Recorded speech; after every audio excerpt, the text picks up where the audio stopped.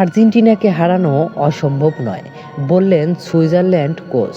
মিশরের বিপক্ষে প্রায় হারতে বসা ম্যাচটা আর্জেন্টিনাকে জিতেছে শেষ মুহূর্তেই।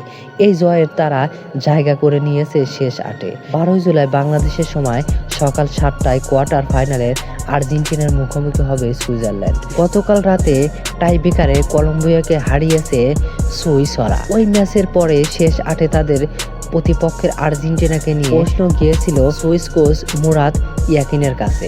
তার কথাই প্রতিপক্ষের জন্য সমীহ থাকলেও আর্জেন্টিনাকে হারানো যে অসম্ভব কিছু না তা মনে করে দিয়েছে।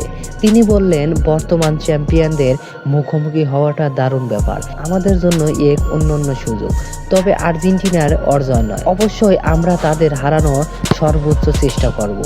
আমরা লতিন আমেরিকান দলগুলোর মানসিকতা ভালো করেই জানি। ১৯৫৪ সালে নিজেদের মাটিতে বিশ্বকাপের কোয়ার্টার ফাইনালে খেলেছিল সুইজারল্যান্ড। ৭২ বছর পর আবারও তারা শেষ ৮-এ জায়গা পেল। এখন পর্যন্ত টুর্নামেন্টের অপরাজিত তারা গ্রুপ চ্যাম্পিয়ন হিসেবে শেষ ৩২-এ জায়গা করে নেয় সুইজারল্যান্ড। নকআউটের আলজেরিয়ার পর কলম্বিয়া হারিয়েছে, তারা পৌঁছে গেছে কোয়ার্টার ফাইনালে। তাদের এই পথ চলায় গুরুত্বপূর্ণ ভূমিকা রেখেছিল চতুর্থ বিশ্বকাপ খেলতে। আর কণ্ঠে সমী হইচই ছিল আর্জেন্টিনার জন্য।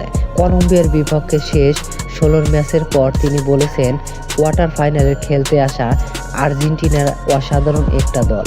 ওদের দলে দুর্দান্ত কিছু খেলোয়াড় আছে, একজন ভালো কোচও আছে। ওরা কিভাবে খেলে তা আমাদের জানা। ওদের দলে আছে বিশ্বের সেরা লিওনেল মেসি।